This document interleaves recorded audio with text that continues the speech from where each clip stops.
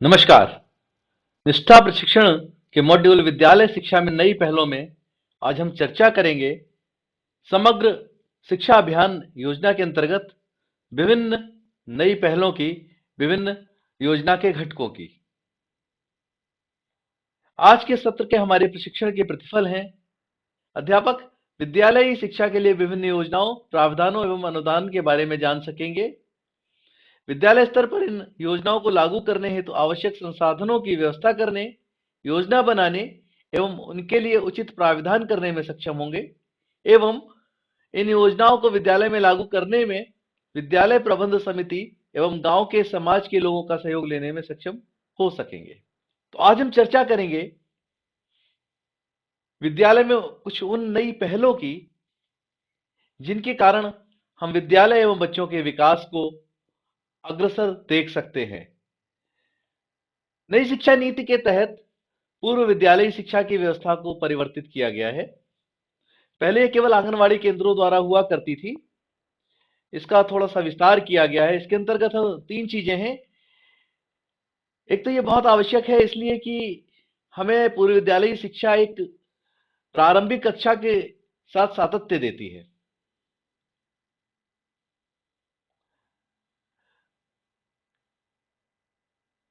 जब नींव मजबूत होती है तो बिल्डिंग भी बहुत मजबूत बनती है, अच्छी बनती है। इस उद्देश्य को लेते हुए पूर्व में जो 2 वर्षीय विद्यालय शिक्षा थी, पूर्व विद्यालय शिक्षा थी, उसमें कक्षा 1, 2 व 3 को भी जोड़ दिया गया है। इस तरह से इस प्रारंभिक शिक्षा को 5 वर्षीय कर दिया गया है, 4 वर्ष की उम्र से लेकर 8 वर्ष की उम्र तक। और इसको महिला एवं बाल विकास विभाग के साथ मिलकर बेसिक शिक्षा रन करेगी और ये एक सातत्य भी देगी, हमें बच्चों को आगे की कक्षाओं के लिए तैयार करेगी, स्कूल रेडीनेस होगा उनका और उनकी नींव मजबूत करेगी। इसके लिए आंगनवाड़ी केंद्रों का सुदृढ़ीकरण किया जाना है, जिसमें सबसे पहले तो इनका जो स्ट्रक्चर है, इंफ्रास्ट्रक्चर है, उसको सुरक्षित बनाना और इसके लिए एक उचित पाठ्यक्रम का विकास जिस पर काम हो रहा है।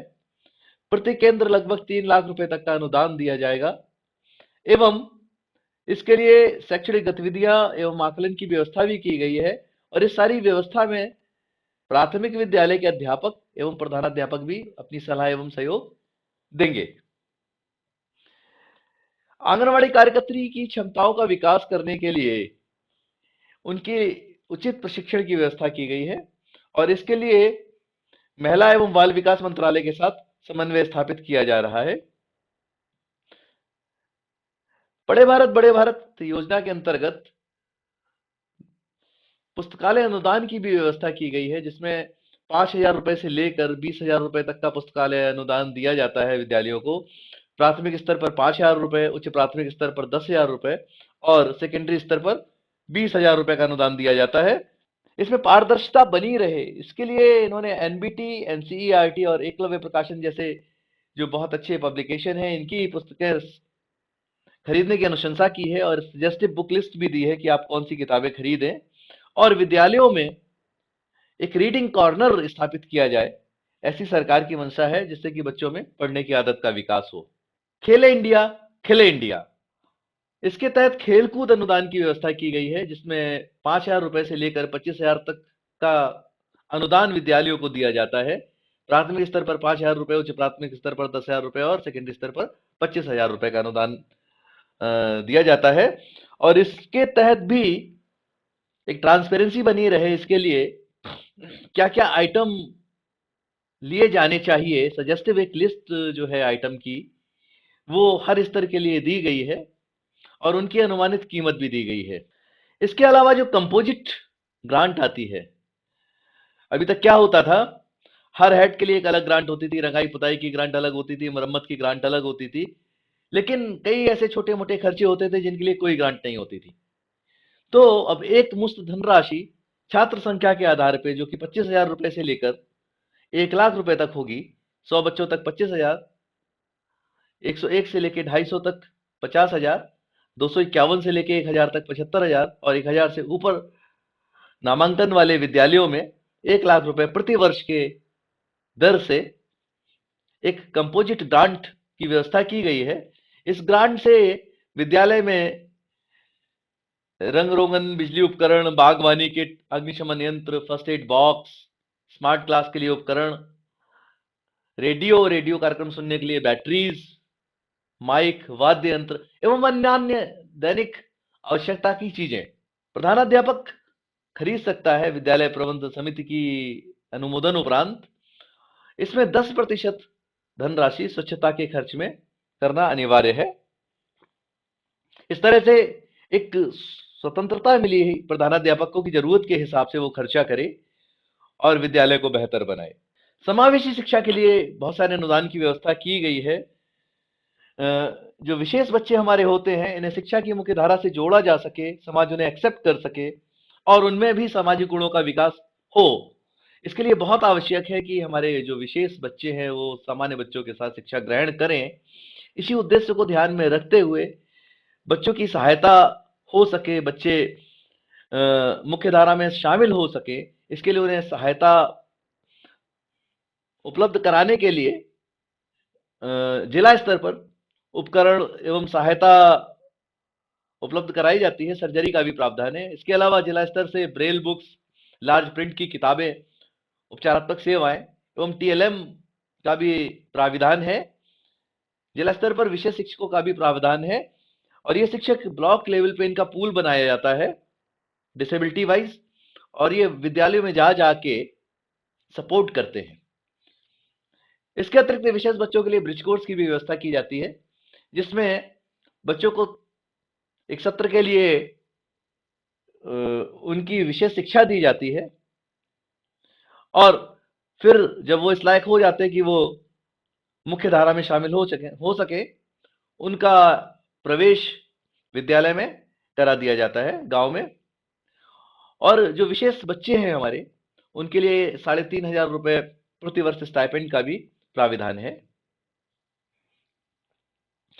पिछड़े क्षेत्रों में जहां बालिकाओं की शिक्षा स्तर न्यून है, जहां उनका नामांकन दर काफी कम है, वहां पर कस्तूरबा गांधी बालिका विद्यालय की स्थापना की गई है। ये आवासीय विद्यालय हैं बालिकाओं के, जो वंचित समूह की बालिकाओं के लिए स्थापित किए गए हैं, जहां कक्षा 6 से लेकर कक्षा 12 तक बालिकाओं को शिक्षा दी जाती है। पूर्णतः आवासीय विद्यालय हैं जहां पर उनके रहने, खाने की, यूनिफॉर्म की एवं अन्य दैनिक आवश्यकताओं की निःशुल्क व्यवस्था की जाती है, जिसके लिए कक्षा 6 से लेकर 8 तक के विद्यालयों में 60 लाख प्रतिवर्ष, कक्षा 6 से लेकर 10 तक के विद्यालयों में 80 लाख प्रतिवर्ष और कक्षा 6 से लेकर 12 तक के विद्यालयों में 1 करोड़ रुपए प्रतिवर्ष का अनुदान दिया जाता है। साथ ही साथ गर्ल्स हॉस्टल के लिए कक्षा 9 से लेकर कक्षा 12 तक के गर्ल्स हॉस्टल के लिए रुपए 25 लाख प्रतिवर्ष की भी व्यवस्था की जाती है। विद्यालय में बालिकाएं आत्मरक्षा के प्रति सजग हों, वो स्किल सीख सकें, जिससे कि वो संकट में अपनी आत्मरक्षा कर सकें। इसके लिए रक्षा कार्यक्रम शुरू किया गया और जो कस्तूरबा गांधी बालिका विद्यालय है, इनके समेत कक्षा 6 से लेकर 8 तक के वो विद्यालय जहां बालिकाओं का नामांकन अधिक है, वहां 3 माह के विशेष प्रशिक्षण की व्यवस्था की गई है, जिसके लिए 3,000 रुपए प्रति माह 3 महीने तक प्रति विद्यालय की दर से अनुदान दिया जाता है। विद्यालय सुरक्षित हो, इसके लिए अवेयरनेस स्थापित करने के लिए गार्जियंस में, बच्चों में अवेयरनेस हो कि वो अपनी सुरक्षा के प्रति सजग रह सके। एक डिस्प्ले बोर्ड की स्थापना की गई है और इस डिस्प्ले बोर्ड में सारे आपातकालीन फोन नंबर तथा विद्यार्थी क्या करें और क्या ना करें अंकित किया गया है, जिससे कि वहां पर संरचनागत एवं भौतिक सुरक्षा स्थापित की जा सके।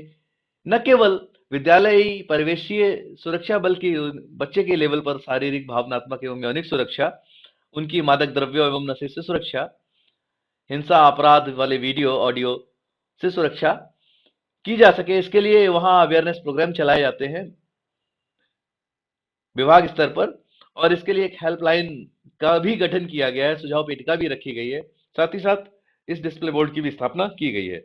सभी सरकारी एवं अनुदानित विद्यालयों में सभी बच्चियों को एवं SC, ST, OBC एवं BPL बच्चों को 2 सेट यूनिफॉर्म, सर्दियों में स्वेटर, 1 जोड़ी जूते, 2 जोड़ी मोजे प्रतिवर्ष निःशुल्क दिए जाते हैं। इसके अतिरिक्त सभी बच्चों को निःशुल्क पाठ्य पुस्तकें एवं बैग की व्यवस्था की गई है, जिससे कि उनका अध्ययन सुचारू रूप से चल सके। क्षमता संवर्धन के लिए विद्यालय प्रबंध समिति के प्रशिक्षण की व्यवस्था की गई है। इसके अतिरिक्त दीक्षा ऐप एवं निष्ठा ऐप पर अध्यापकों के प्रशिक्षण दिए जाते हैं, उनके लिए कंटेंट उपलब्ध है, जिससे कि वो अपनी प्रोफेशनल स्किल इंप्रूव कर सकते हैं। एवं बच्चों के लिए भी कंटेंट रिलेटेड वीडियोस उपलब्ध हैं, जिससे कि वो अपनी क्षमता संवर्धित कर सकें। यूडाइस पोर्टल की स्थापना एक महत्वपूर्ण कदम है, जहां पर हम डाटा एनालिटिक्स एवं डाटा विजुअलाइजेशन डैशबोर्ड पर स्कूल लेवल पर, राज्य लेवल पर उनकी क्या प्रगति है, इसको विभिन्न इंडिकेटर्स के माध्यम से देख सकते हैं। ऐसे 70 इंडिकेटर्स हैं जो स्कूल परफॉर्मेंस को इंगित करते हैं, जिसके लिए 1000 पॉइंट्स में से पॉइंट्स दिए जाते हैं। और इसके लिए एक परफॉर्मेंस ग्रेडिंग इंडेक्स की स्थापना की गई है, जिसमें प्रतिफल, सीखने के प्रतिफल, पहुंच के प्रतिफल, बुनियादी संरचना एवं सुविधाओं के प्रतिफल एवं साम्यता, इक्विटी के प्रतिफल एवं शासन की प्रक्रियाओं में उनकी अध्यापकों की एवं बच्चों की उपस्थिति, शिक्षकों की पर्याप्तता, प्रशासनिक पर्याप्तता, जवाबदेही एवं पारदर्शिता के आधार पर इन 70 इंडिकेटर्स को पॉइंट्स दिए जाते हैं। साथ ही साथ राज्य एवं संघ राज्य स्तर पर इनकी ग्रेडिंग भी प्रकाशित की जाती है, जिससे कि वो अपने आप को इंप्रूव कर सकें, मोटिवेट हो सकें इंप्रूव करने के लिए, और अपने आप को एनालाइज कर सकें कि किन किन इंडिकेटर्स पर वो पीछे हैं, जहां इंप्रूवमेंट की जरूरत है। इसके अतिरिक्त एक शगुन पोर्टल की स्थापना की गई है, जहां पर अध्यापकों का, एनजीओज का एवं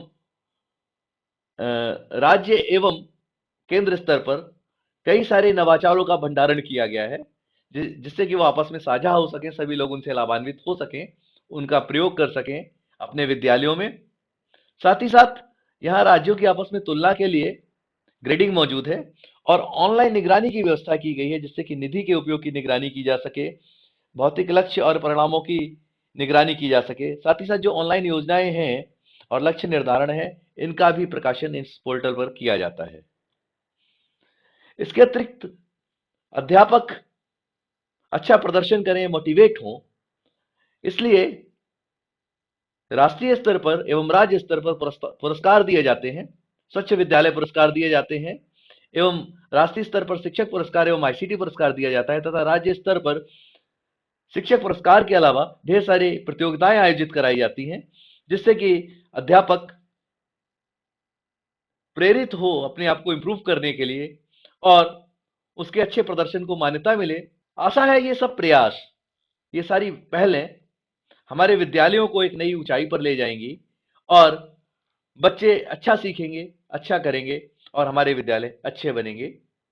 आज के कोर्स में बस इतना ही। धन्यवाद।